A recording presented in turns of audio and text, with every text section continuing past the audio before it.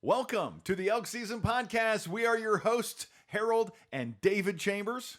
Peace.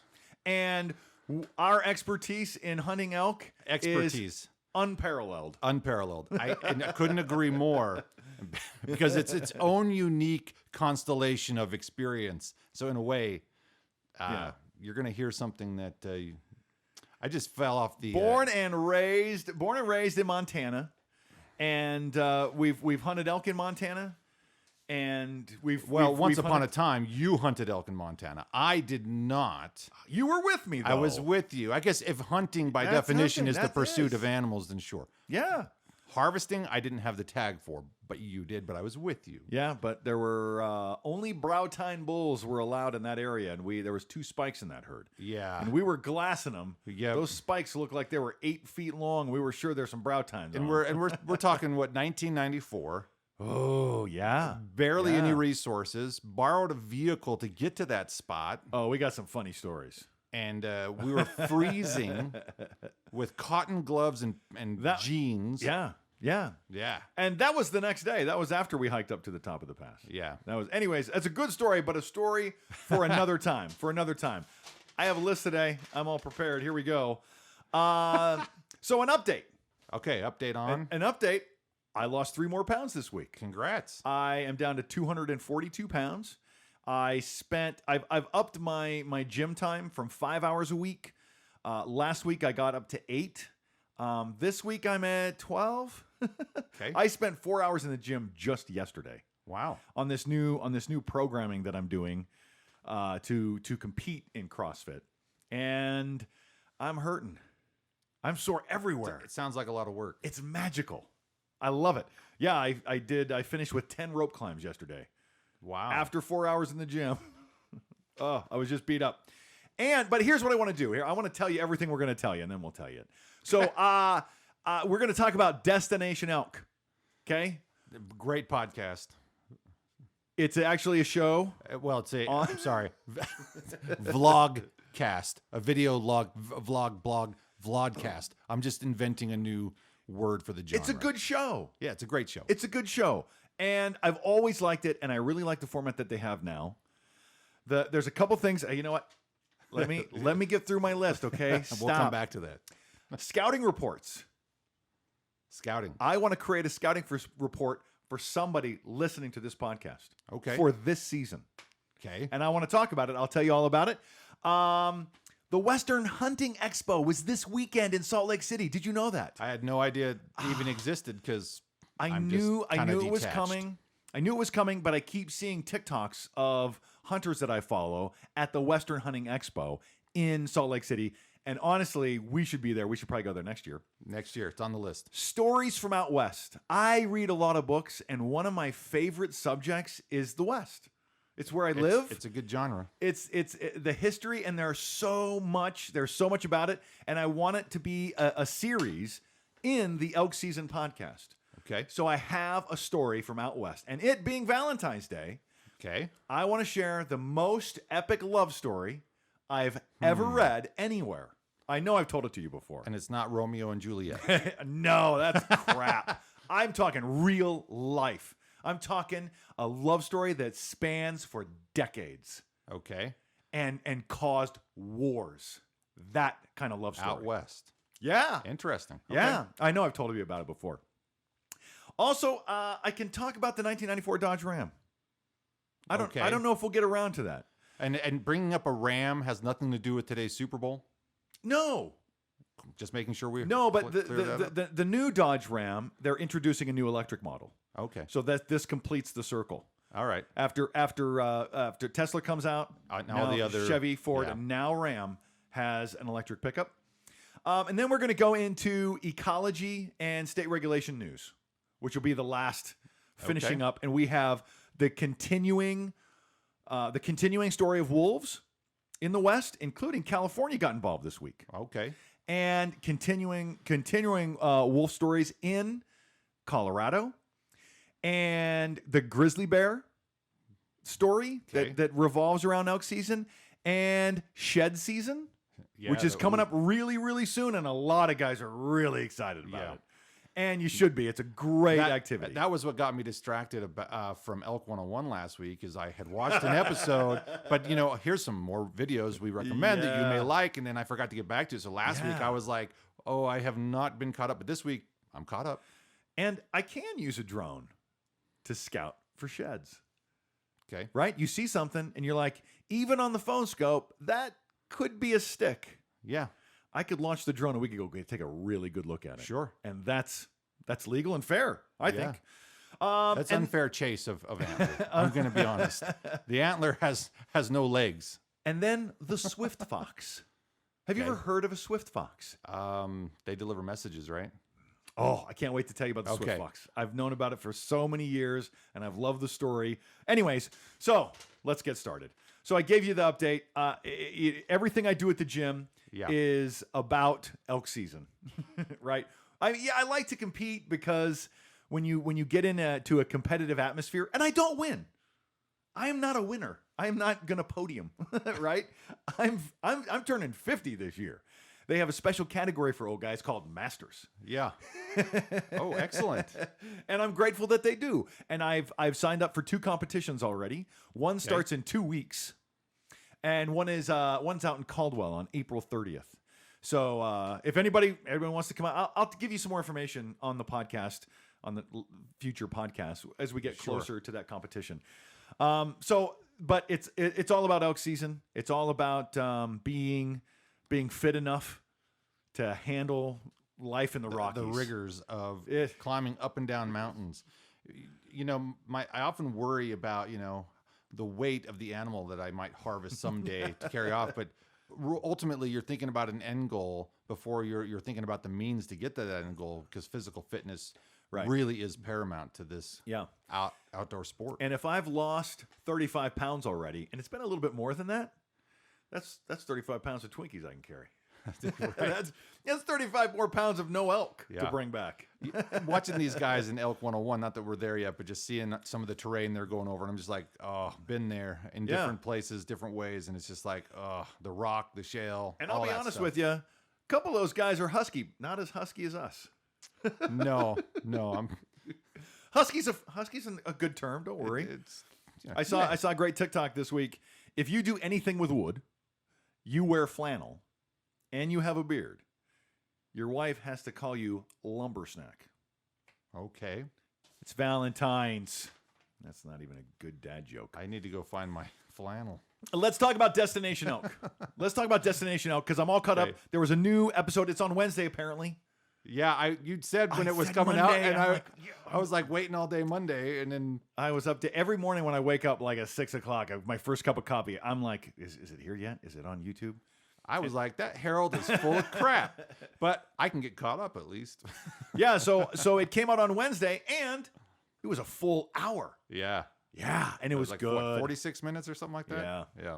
So you saw Randy Newberg get some cactus in his butt. Oh man, it made me. All I could think of seeing that, and this is, call me juvenile. Maybe this won't even make sense, but all I could think of is like, I ain't going hunting in Montana unless I come out looking like you, cactus butt, which is a movie reference line to The Lion King. But oh, that's right.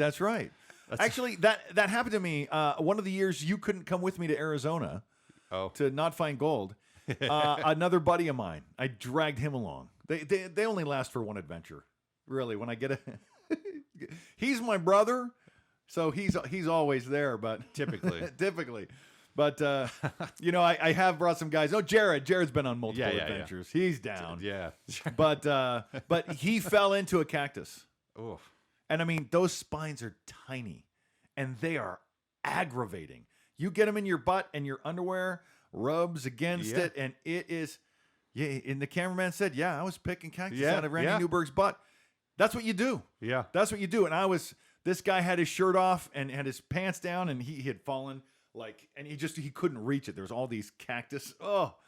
So I really empathize with Randy on that one. Well, and I when I did go to Arizona with you one of those times, we were hiking in an area where we went to the top of this mountain, and you could look over. Was it Lake Havasu? What's the lake? No. That was the Colorado. Well, I know it was the Colorado. Lake Mead. Lake Mead is what I meant. So you could see Lake Mead from the top of this mountain. And so we had split up though, and I started hiking down to the bottom, and I tripped and caught myself with my left hand on a small cactus, and it was pretty painful. And I took there's a picture somewhere, but my hand swelled up pretty well after that. The prickly pear. Yeah. Oh, that was brutal. And I don't think it was an entire hour episode, and I don't think they harvested one. No, they still had 10 tags left. There was a gut shot and a shoulder shot. Yeah, to be continued. Yeah. So a shot, but no harvest. Yeah. So and they got 2 shots off, and I saw that gut shot when it happened. I'm like, ooh, that was in the guts. There's a little low. But he was quartering away. Yep. So they might have got something good. I think they'll find them. They're good trackers, Right. and you do sit and wait. Yep. So yeah, there a lot of notes. It's really been useful for me to compare experience and notes with watching these guys, even though you're getting a shorthand version. And really, here's what's really cool about some of this. It can drive you bonkers if you don't like to sit and watch a whole lot of nothing. But that's what they're including in these videos, is they're really giving you a chance to see the duration of time it takes to contact an animal and then follow through with actually having visual on them. And so it might drive you a bit bonkers waiting, but there's a lot of important details to make note of, because if you're getting impatient with the video, and you're probably getting impatient when you're out in the field. So you really have to have patience. That bull they shoot, the bull they shoot twice, he's not just coming towards you. He's coming towards you and waiting for his cows. Right. You got to be patient for that. Mm-hmm. And you have to understand, he's not ready to leave his cows behind. Right. Bird in the hand's worth 2 in the bush, man. Yeah. And he's got 2 in the bush. And if there's more to add to the harem, you have to have the harem. You have to have the harem to add to it. Yeah. So that's an interesting concept that helps you get your mind around it. Yeah. So be patient with the videos. Watch them. I mean, there's a lot of good notes to take from that. And you and I have conversations outside of these podcasts, of course, to kind of compare notes. Last week had a note that was pretty much spot on, but thinking the same thing. Yeah, on the same page. So we'll see what we come up with this week if you've had any more thoughts. But yeah, so that was Destination Elk, and can't wait for another episode. Probably Wednesday, sometime in the next week. That's where I'm going to put my anticipation. And I will watch it. I will watch it before the next episode of the Elk Season podcast. Real quick, I want to take a second and talk about the Elk Season logo. It being Valentine's Day. Again, really, it's about the love of the game. So many guys have the elk and the antlers and the majesty of it. The Elk Season idea, the logo is Cupid, man. It is. I am captured. I am captivated, and I'm in love with the sport of archery elk. And it is the greatest outdoor sport in North America, and it owns me. He is owned. So that's what the Elk Season logo is about, and I have envisioned that logo for many, many years. Yeah, I thought, I like the elk; they're so majestic, but the guys make it about the antlers. Mm-hmm. I don't want it to be about the antlers. It's about the love. As you heard last week, if you listened, I was a bit confused on the whole antler thing. They're cool. They're a part of it. Yeah. But yeah, your logo. So real quick on your logo. You brought over some propaganda for me like 2 years ago. It was only a year ago. I just started Elk Season last February. It feels like 2 years ago. Fair. I wasn't. It wasn't a knock. It was a while ago. But anyway, so I got it. We never did anything with it. And then when I approached you about it, you're like, well, I've changed some things about it. Yeah. But not a whole lot. Nope. But so I like the consistency. It's just kind of evolved and become a little bit more refined is what I've noticed. And it looks good. And so I fully plan on having stickers and beanies and maybe someday hoodies or something. When there's enough people that make it worth it, that really want one. If you want one, you can drop a comment and say, hey, I wouldn't mind an Elk Season logo. I mean, it is about the love of the sport. And by the way, when there's enough people, on that note, thank you to you and to you and to you. I think there's only 3. Yeah. Anyway, but thank you. Yes. And to anybody, 3 thank yous. And if there's a quasi 4 and potentially more, welcome aboard. But more than that, I want the logo to speak to the community. Yeah. To say, It's definitely archery. Right. You can have an elk sticker. You can have a Rocky Mountain Elk Foundation license plate. Yep. You can have pictures and stuff. But man, if you're hunting with a rifle, it's not the same sport. Right. And the Elk Season logo, it's archery. That's what it's about. So, anyways, okay, that's my bit on the logo. Here's what I want to do. I want to create a scouting report for somebody listening to this podcast. Okay. And I will give it to you free. Okay, here's what I will do. And here's what I'm going to do. I'm just going to do this. I don't know who I'm going to give it to yet. But I want to collaborate with someone on YouTube. If you've made any videos on YouTube, successful or not in elk hunting, and you plan to come out to Idaho to hunt elk this year, I will give you a scouting report. Either you work with me now and tell me where your hunting section is, or I will tell you where I have it, and hopefully your tag matches that hunting section. Sure. If it does, then I will give you the GPS coordinates to the trail cams. I'm thinking 2 or 3 trail cams.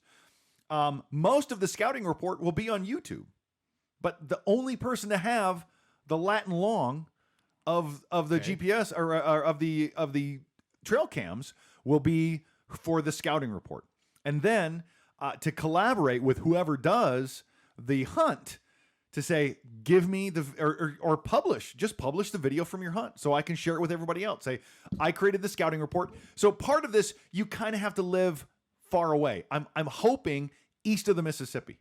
Okay. I'm hoping there's somebody east of the Mississippi that wants to hunt elk in Idaho. If you do, I can get you a scouting report anywhere in Idaho south of the Salmon River. Okay. That's what I'm thinking.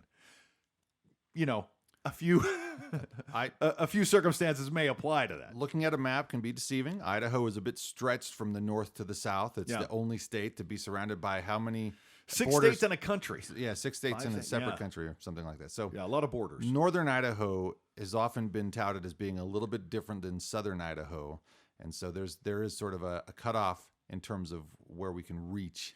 Yeah, in a timely way, in a truck. Yeah, in a realistic fashion. So, but I would love to create a scouting report, whatever that is. Yeah. Right. I'll go up there. I'll take video. I'll say, hey, here's tracks. Here's some scat. Here's some. But you know what? My phone scope. Here's some pictures. Here's the trail cam footage. And come September, you go up there, whoever we decide we want to work with, you go up there and you video your elk hunt, and we share that. But understand, I do want to publish the GPS after elk season for everyone. Interesting twist. I want to, but I know it's controversial. Sure. Everywhere, every hunter out there, this is my spot. Go find your own. Yeah. I just want to say, hey, here's a spot. And if anybody else hunts there, they're going to be sore about it. Right? Sure. They could be upset about it, but that's what I want to do. I want to go someplace I've never been. I want to find some good game trails. I want to find some places where a trail cam would go, and I want somebody else to hunt it. And I'll even leave the trail cameras up there. You can retrieve the information or retrieve the trail cameras themselves. Maybe we can meet up, have a beer, at the end of September or during September, and see how you did and talk to you about your experience for YouTube. So, anyways, that's what I want to do, and I'll drag my brother into it if he lets me, because I sprung this on him today. He didn't know this was coming. Yeah, there's a lot of new details here, so my brain is just kind of going, An interesting journey, to say the least. An adventure always as expected. It is, but the new way of creating content is really collaboration, to really work with other people. Yeah. And I'm really excited about elk season, about September, about archery elk. And I really like the idea of people coming from all over the country to hunt elk. It's amazing. Yeah. It's amazing. And I want to encourage everybody. I think it's the greatest adventure. Like I said, I do a lot of adventurous things. I seek adventure anywhere I can.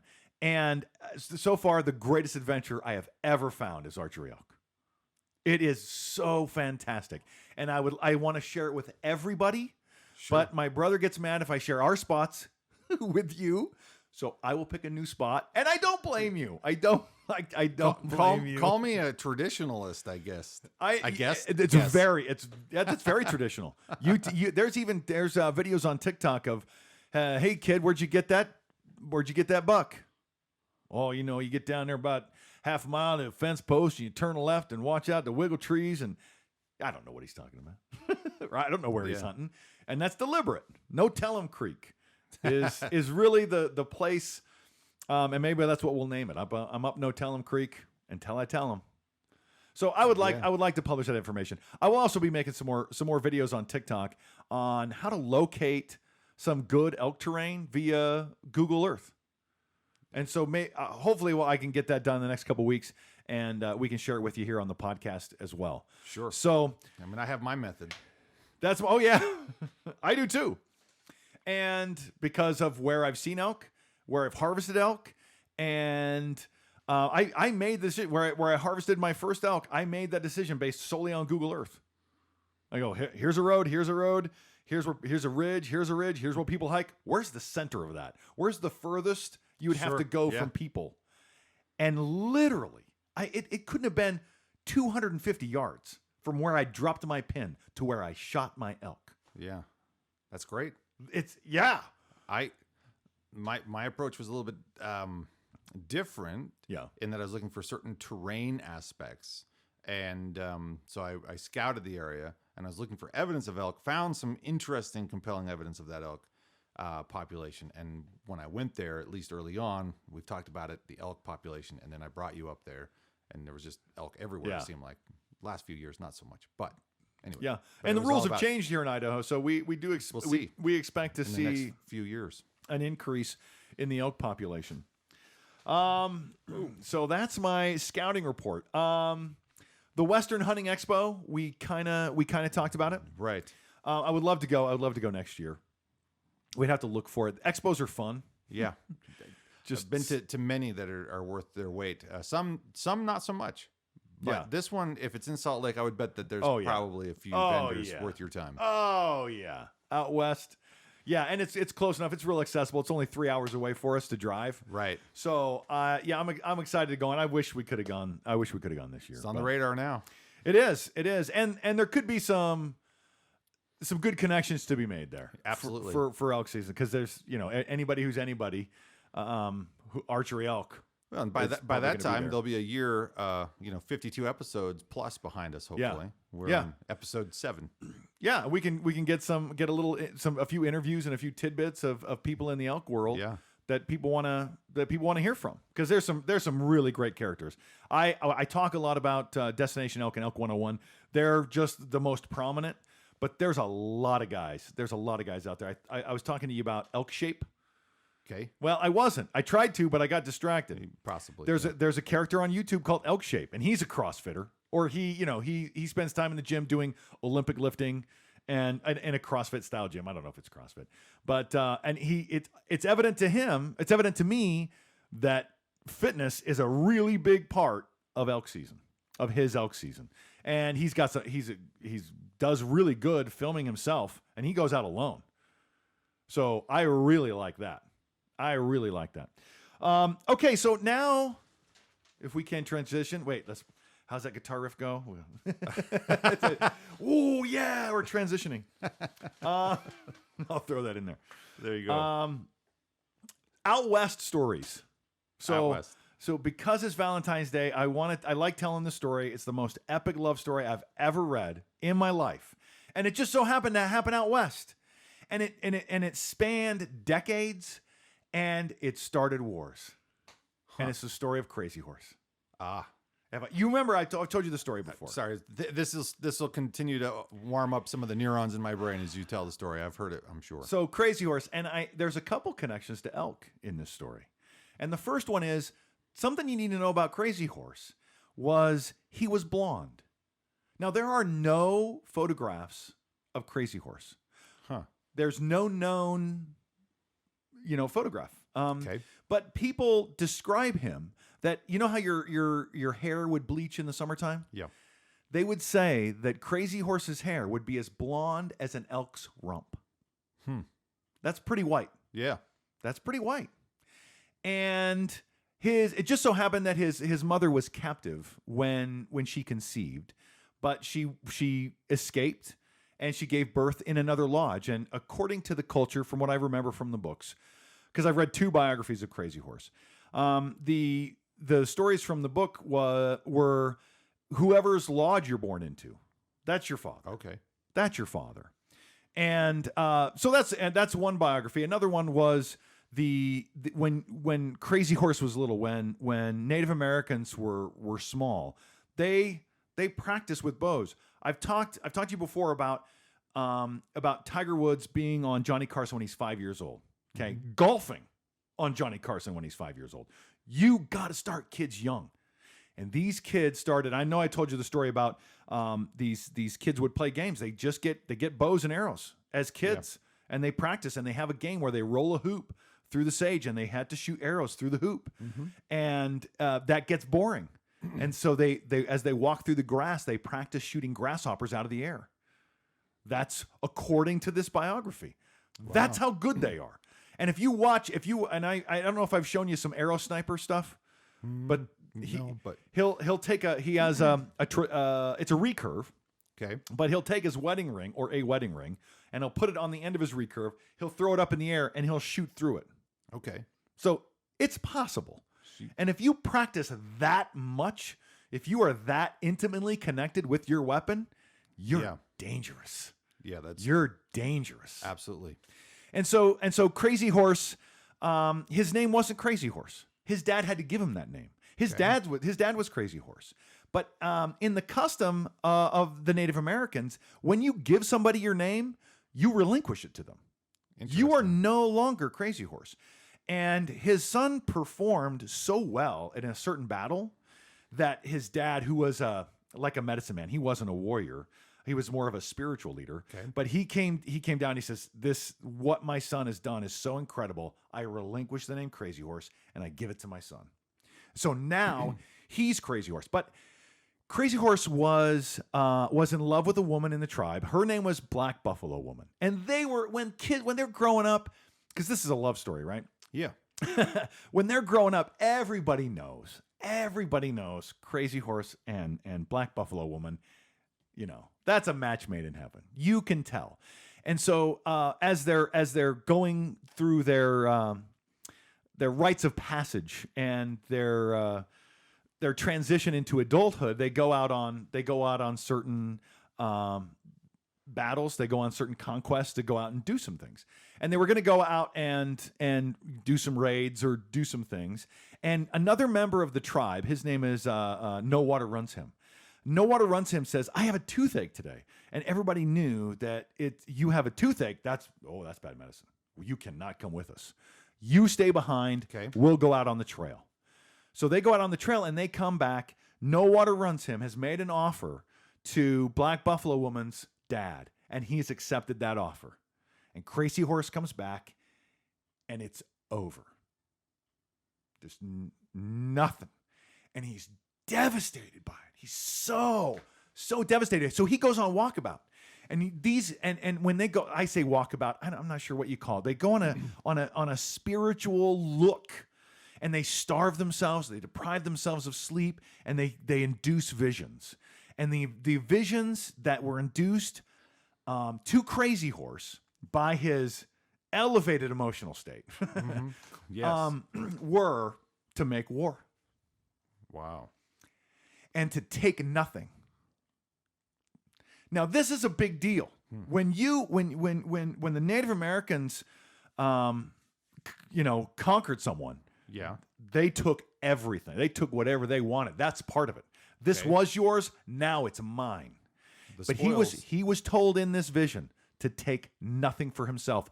Otherwise, he would fail. But if you don't take anything, you will always succeed. And it filled him with so much confidence. Wow. He orchestrated the Fetterman Massacre. And I don't know if you're familiar with the Fetterman Massacre. General Fetterman.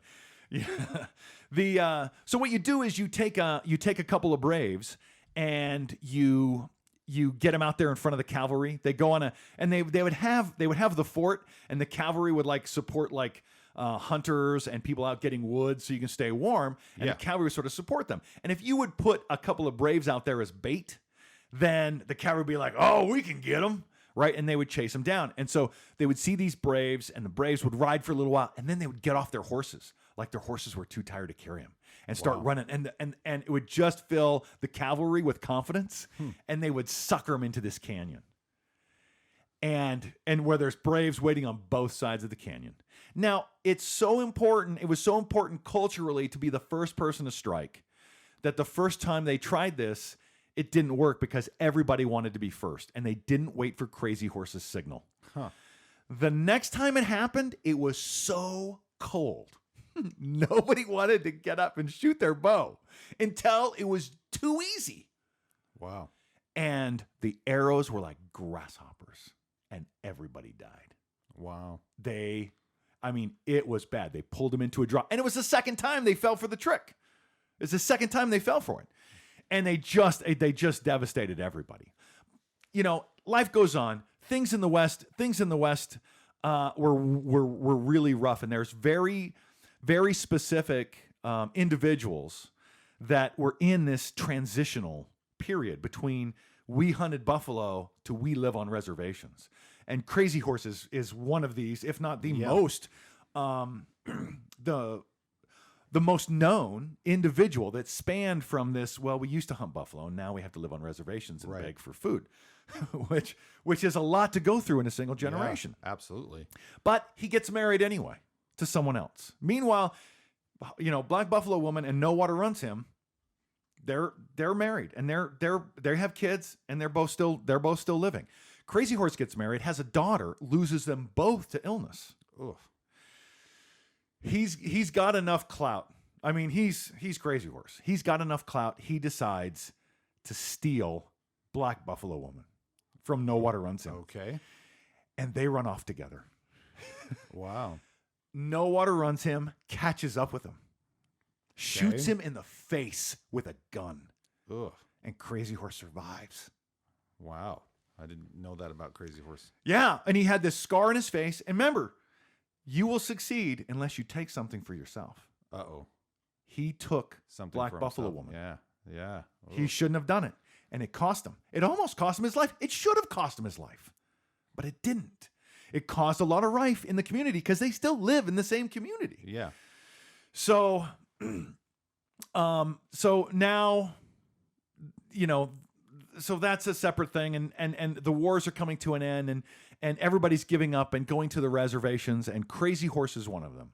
And he gets to the reservation, and he's held, and he's killed by one of his own guys. But everybody sort of noted this new child of Black Buffalo Woman having a little blonde streak. Sure. So a true epic love story that spanned decades and started wars. Wow. Is the story of Crazy Horse. I would encourage you to read any biography of Crazy Horse because you have to have the same elements. Some of them they talk the spiritual aspect. Some of them they talk historically, but they all include Black Buffalo Woman, No Water Runs Him. One of them didn't include the fact or the report. I don't know if it's a fact. The report that he was blonde, that he had light colored hair. Huh. So I'll leave it up to you. If you want a great story from out west, it is Crazy Horse. If I ever won the lottery, my wife says, "What'd you do if you won the lottery?" I would donate so much to have him finish that monument in South Dakota. So much money, whatever you need, please. Oh, I forgot about that monument. Yeah. Yeah.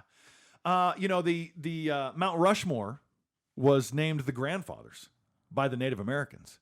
Huh. And so the white people said, "Oh, we'll make it our own grandfathers." Oh. And it's kind of a sad story. It's kind of a sad story. But as we talked just minutes ago, I conquered you. What was yours is now mine. And there was plenty of Native Americans that respected that. Interesting. It says, hey, how do you feel about white people taking your land? Someone go, well, we took it from them. Right? That's how we got it. Conquest. That's how life's worked for tens of thousands of years. Yeah. And they understood that. And we've been beaten. Some of them understood that. I know what I'm saying. You leave it for the comments. I think Go read some books. I think ultimately what you're doing is you're pointing out the different perspectives through history, and there's a lot of different angles. Currently, we have a different movement in terms of what those perspectives could or should mean. For sure.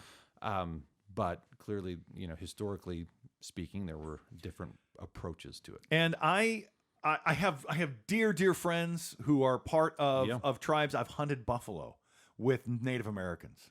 Okay. Yeah. I am so lucky to have even get to say that. Yeah. He was on a snowmobile, and by his own reports, hunting buffalo in West Yellowstone is like hunting for underwear at Walmart. Yeah, pick out a size you like. But it's still, I got everything I wanted from the hunt. I never got a steak. I never even got a scrap of meat. Oh. And I told Slim I got everything I wanted from that hunt. Time with my bro. Yeah, that's true. So, anyways, I have so many more stories. I read tons of books. I love the West, and I listen to them. By the way, I go on Audible. I listen to them. I'm not much of a reader. I have read books, not as many as I've listened to. That's an interesting dichotomy you and I have, because I'm much more of a bookie in the traditional give me a book to read physical format, and I can listen to audiobooks, and I have. Yeah, we've listened to them together. Yeah, I mean, a lot of good reads that I've experienced with you were all audio, but it's for some reason when I try to go there, I'll pull up an Audible and I'll be like, I just can't pay for the monthly fee, and just give me the book. I'll read it. I started my audiobook started in Hastings in Helena. I remember. Yeah, I was so bored Tapes. with radio. It's so repetitive, and I like information. Yeah. And so my first book I ever wrote was Made in America, the Sam Walton story about Walmart. I remember you took. And that was all it took, man. That was only like 4 cassette tapes. And I gobbled them up so quick. I went through everything. I went through every book Hastings had. Then I went to every other video store rental in Helena. I went through everything they had. Then I started on the public library and started devouring everything the public library had. Yep. Then when I moved to Idaho, I lived in Nampa for a while, and the library system in the Treasure Valley, you can get an audiobook from this library, return it to this library. So anytime I found myself in a new town, I'm like, where's the library? Yeah. And I go to the library, I would look through their audiobooks, and then we got to CDs. When we moved back to Twin Falls, I'm going to this library, and I'm getting as many CDs as I can, and I'm just gobbling up books. Now I have an Audible account, because I know it's addiction. I should just go ahead and feed. Yeah. just go ahead. But I love the information that it gives me. I love biographies and memoirs and science and history. I like nonfiction. I have read some fantasy. I like to read what my kids read, so I read all the Harry Potter books with the kids, and the Hunger Games was really fun series to get. It really is. When your kids are interested, absolutely. You want to pull some strings. You want to create those connections, and reading books is a great way to connect with people. So please, if you are driving out west and you need a book recommendation, Crazy Horse, a biography of Crazy Horse, or if you're driving to your hunting ground. Yes. Or your hunting ground. There's a place where the radio don't reach you. Yeah. Yeah, and it's really good content. It really would get you in the mood to listen to Crazy Horse, and listen to how those kids were raised on archery. Yeah. There was a time when the buffalo had run out, and Crazy Horse had to go. I mean, they're starving. Crazy Horse and his companions, 2 or 3 companions, were out looking for buffalo, and a snowstorm hit. And they went to hide up. They had to huddle up in this grove of trees. And while they're huddled up, like 4 elk show up. Wow. To huddle up in the same group of trees, and they killed all of them and brought him back to camp. And he was a hero again. Wow. He was a hero because they were starving. Anyway, good stuff. Crazy Horse, a great story. Okay. Let's see. Out west story. The 94 Ram. How are we doing on time? We're at 40 minutes. It goes by. Yeah. I really want to talk about the 1994 Dodge Ram. Go ahead. I know we've had our conversations. I'll let my side rest in peace here. Well, you can say whatever you want. This is my perspective. I don't know where you're going. If it's where I think you're going, but again, I'll just... The 1994 Dodge Ram changed the face of America. Okay. It changed the world. In 1993, Dodge sold 360,000 units a year. In 1994, they sold over 500,000 because of the style. You had the same engines. You had the same, you had everything the same in 1993 except the hood style. And how old were you in 1994? 13. Yeah. And I was 20, right? Or 21, 22. Yeah. So it impacted us differently, but it impacted us. Sure. But you saw it. You saw these new trucks on the road, and you're like, I thought they were cool. yeah, they were different. Yeah. Whether you liked them or not, And they made a statement. When they brought out the Durango in its original form, Yes. I liked the Durango. I thought it was cool, and it had the same features as the truck, but it was a Durango. And anyway. And it was because the Durango existed because of a style. Yeah. It had to be a style. When Dodge sells 350,000 trucks in 1993 and 500,000 in 1994, Ford and Chevy are losing to somebody, right? Those sales aren't created in a vacuum, right? Those sales came from Ford and Chevy, and Ford and Chevy dropped bricks in their shorts, and they had to restyle their hoods, and they did restyle their hoods. Okay, now when it comes to the Dodge Ram, the creme de la creme of the Dodge Ram was the diesel. Right? The Cummins, The Cummins diesel. You had to have status. If you know, right, hey, you're an F-150 kind of guy. I'm an F-250 kind of guy. Oh, he's an F-350 fella. He's got money, right? And it makes a statement. Sure. And these guys wanted to make that statement everywhere they went. And the creme de la creme was the diesel. But guess what? The guys with diesels, if you have status, if you have money, you're going to stop at gas stations. You're going to buy beer. That's where that man's disposable income goes to, is convenience stores and fuel. And I would guess that probably 80% of the fuel stations in America didn't have diesel. Wow. America's face changed. Every convenience store that wanted to sell beer with guys with big trucks had to put in a diesel pump. It changed the face of America. Now, trucks really aren't that practical, so we probably need room for at least a few more people. So 1995, Dodge Quad Cab came out. Okay. 1995 or 1996. They had to keep pushing the envelope because they knew Ford and Chevy were creeping up right behind them. Sure. So all of a sudden, now we have enough room for everybody. Look at my Dodge Ram. It could fit 6 pretty comfortably. Yeah. Or cozily. Let's go with 4 comfortably, and 6 cozily, and Ford and Chevy had to follow suit. And it was probably not until 2000, 2001 where the sales evened out, and Dodge went back down to their 400,000 mark, give or take, and they're still doing really well. Sure, but it also led to the rise of the giant SUV. Look, if you're a man and you have a status symbol and it's a big vehicle and it looks cool and it has style, well, guess what happens in 1998, 1999? You have the Escalade. Yeah. Okay? And I can't remember when Ford announced the Excursion, but I remember it being it was, the media would portray it as like, this is the most ridiculous vehicle we've ever heard of. And now I see Excursions all the time and I'm just like, they don't look big like they once did. So the 1994 Dodge Ram gave birth, essentially, to the giant SUV. Okay. That's my argument. You can tell me I'm wrong, and I don't care, unless you can show me some data that says I'm wrong. I don't have any data that says I'm right, but and that was my take when we had this conversation before. It is. Yeah. I didn't know where your data came from, other than it sounded anecdotal. Well, and observational, which isn't bad data. It's just not hard data. So the sales data from Dodge isn't hard to look up. You can see that, right? But and you're right. The rest is anecdotal. I drove a diesel in 1991. I had to go all the way out of town to a truck stop to buy fuel. But nobody in Helena, you could buy diesel. Okay. They all have diesel now. Yeah. They have to. You want Mr. Look at me, I'm rich. You want his disposable income in beer and snacks and beef jerky? Yeah. You better have a diesel pump. He's not stopping. And the Cummins diesel, here's what's an observation I made in like 2011 or 2010. Okay. So you had, I think you had your diesel at that point. You had a Cummins diesel. I could have. Yeah, I did. Yeah, from 2006 to 2015, I think. Yeah. So you had that diesel for a while. And so that was a 98 12-valve Cummins. Ooh, it was it was a good vehicle. Oh, it took us monster. on many adventures. Monster. Yeah. 20 miles a gallon. 20 miles a gallon. But the Cummins diesel has a unique sound to it. Yes. Yeah.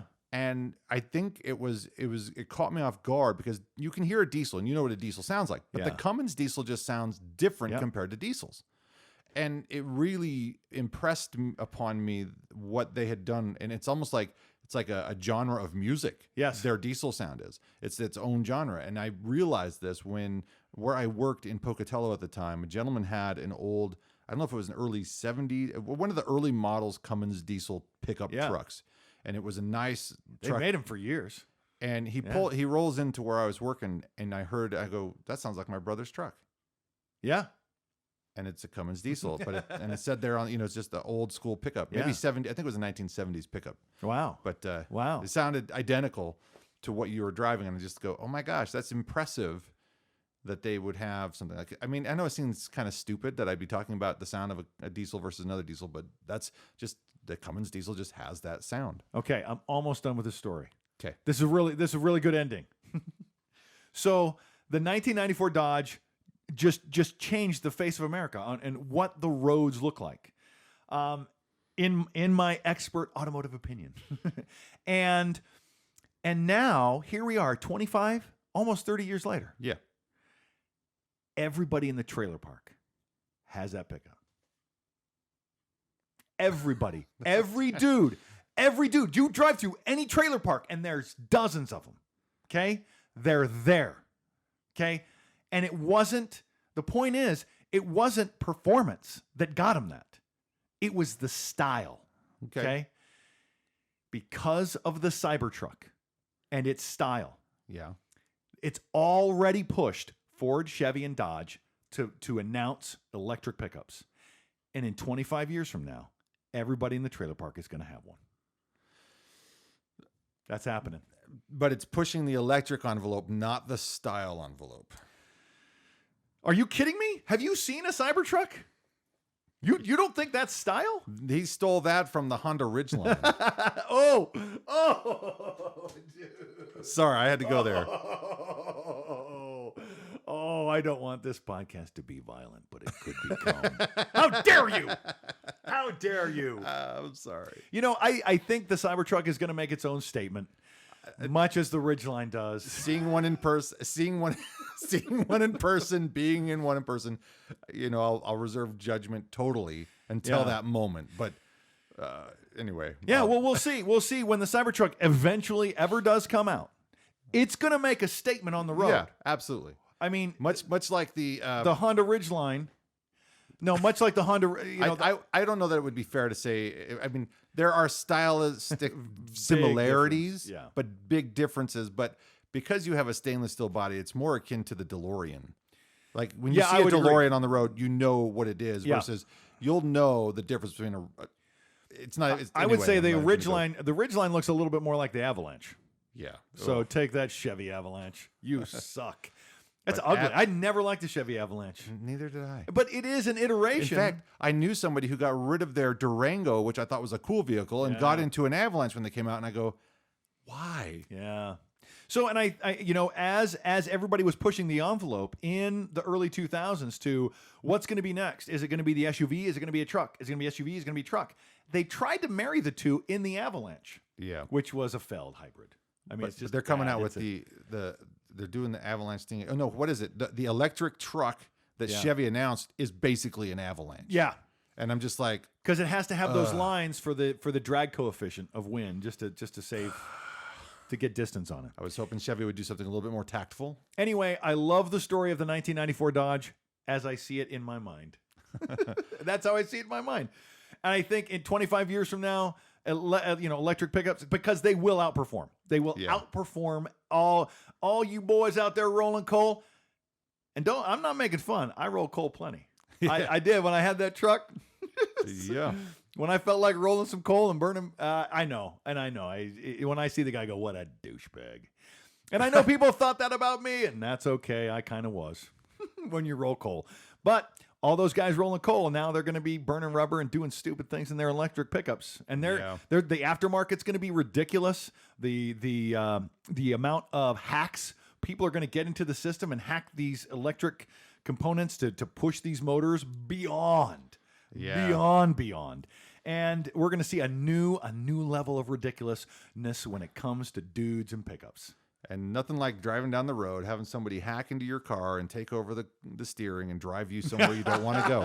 That's the story I'm waiting on. That could happen. If it's all electric, watch out. Self-driving vehicles make me a little nervous for that. All right, let's get to ecology news. We got like 10 minutes left. So I knew that was going to take a few minutes, but I like that story, and we probably didn't have time for it, but we'll go through. Here we have, these are some stories that I found on my news feed, wherever, throughout the week. And we have some continuing stories. I think there's 2 or 3 of them on, let's start with California ruling on wolves. Because a wolf was found in California, I think shot and killed in California, a California judge now says wolves are back on the endangered species list. But, yeah. So, a federal judge saying wolves are now an endangered species means you can't hunt them here. Really? No. It does not apply. It does not apply to the Intermountain Northwest. Okay. So I'm like, that's a big deal. And the Rocky Mountain Elk Foundation came out and said, hey, this is a bad ruling. This is a really bad ruling. And I agree, because wolves are going to propagate plenty in the states because they're in Colorado and they're in Oregon now because of Idaho. They're going to make it to California. But I think the judge was just saying, okay, let them get established in California. And I'm all for it. Sure. I'm all for grizzlies in California too. We know that. So wolves and grizzlies, but wolves are now protected in California. And what do we have in the wolf story in Colorado? I'll go back to let's see. I have the first wolf to be darted and collared in modern history in Colorado happened this week. Wow. Yeah. So here we're going to get some data. I'm excited about the data. It was a gray wolf, but it was all black. And it's collared now, and it's a great story. It's a great story. It is. The wolf story in Colorado is going to have a definite impact on elk populations and elk hunting in Colorado. Yeah. And I found a great video this week. Randy Newberg goes through where your money's best spent on tags. And I think Colorado was one of them. Wyoming, Colorado, Arizona, maybe. But Colorado is in the realm. If you want to hunt elk, Colorado's a great place. There's more elk in Colorado than Idaho and Montana put together. Yeah, and I hope someday I'll have a chance to go down there. Yeah, we have a chance maybe to go down there. Hopefully. Oh, I would love to. It's down the road at this point. But the wolves are going to have an impact, and we want to make sure to always be talking about that story, because there's going to be news every week. Yeah. So what else do you have on the wolves? The wolves. Wolves. The GPS collar on female wolf pup North Park. Yep, that was the first one. You already talked about that one. Yep. Oh, sorry. I'm moving fast. I know we're short on. We're running late. It's like me at the end of the classes I teach. I get to the end, last 10 minutes, like I just start vomiting everything that I can just read the chapter. Matt, any old story then? Yeah. Well, anything with wolves. Oh, I probably don't have them cordoned off very well. Well, you the Montana stock growers. Yeah, the stock growers is the only other one I see. Yeah, the Montana stock growers officially came out and said, we oppose the wolves in Colorado. I believe it's just solidarity, right? The Montana stock growers, why would they care if there's wolves in Colorado? Yeah. It's just a solidarity move. Gotcha. Yeah. Like we've suffered. We think we feel you're suffering. You're gonna lose. Sure. You're gonna lose cattle from this, and you are. But you lose cattle from other things, right. And what are you gonna do? Wow, the government should heat it up so my calves don't freeze. You know, at what point does it become the nanny state? Right? Yeah. At what point? We live in Twin Falls, Idaho. There is a bridge 500 feet off the Snake River. Yep. Right here in Twin Falls, Idaho, and people come from around the world to jump off of it. You don't need a permit. You don't need to ask anybody's permission. And at least once a year, somebody dies. At least that's It's probably about once a year. Somebody dies from jumping off the bridge. What do you do? What am I going to stop you from jumping off a bridge? We are not the nanny state. There's plenty of bridges to jump off in California. Right. That is the original nanny state. The government taking care of you, making rules so that you're safe. Listen, Colorado, is there a point where saying that wolves don't belong there because you want the state to take care of you? Let's make some laws against wolves because you want the state to take care of you? You run cattle in wild country, son. You take care of them. That's your responsibility. And there are tactics and rules. And crying to the government about it is you're going to force them to be the nanny state too. And so I find that a little hypocritical in some way.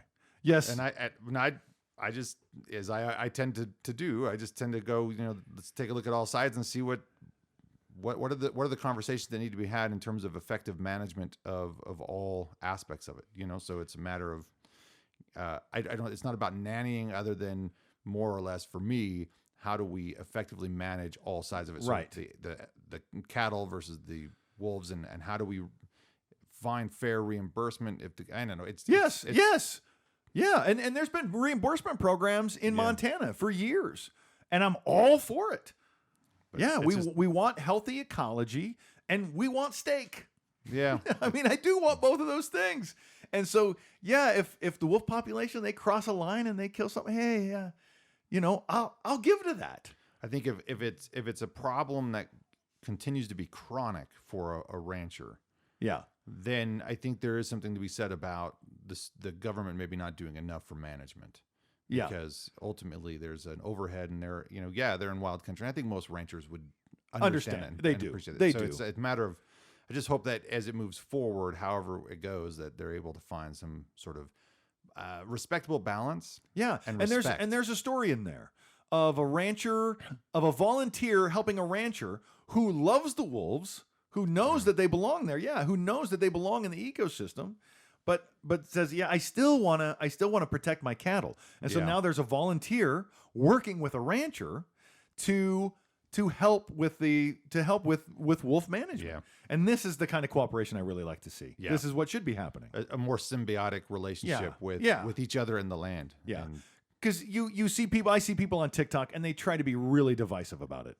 And they're holding up a calf that has been attacked, and its life is hanging by a thread, and they're really pulling on your heartstrings. Sure. I go, you're not telling that story when I'm eating a steak, are you? Right? Yeah. Right? What the F, people? What's that for? Come on. So anyways, and that is, our government needs to do more. That's the nanny state. You make a bunch of rules to keep everybody safe and everything safe. And bless you. Okay, so we're doing okay. We can go over by a couple minutes. Yeah. What else do we have? No longer socially acceptable to the vast majority of British Columbians to hunt grizzly bears. Yeah. What's that about? It's not socially acceptable to a vast majority of people in British Columbia to hunt grizzly bear. Huh. So there's a moratorium. It used to be all about the tribes. Or in Canada, they call them First Nations. Yes. So it used to always be about the First Nations. And the First Nations like, well, there's 500 and some grizzly bears that get killed every year. And First Nations take like 30 of them. And it's not that big of a deal to us. So I'm paraphrasing, grossly paraphrasing this story in British Columbia.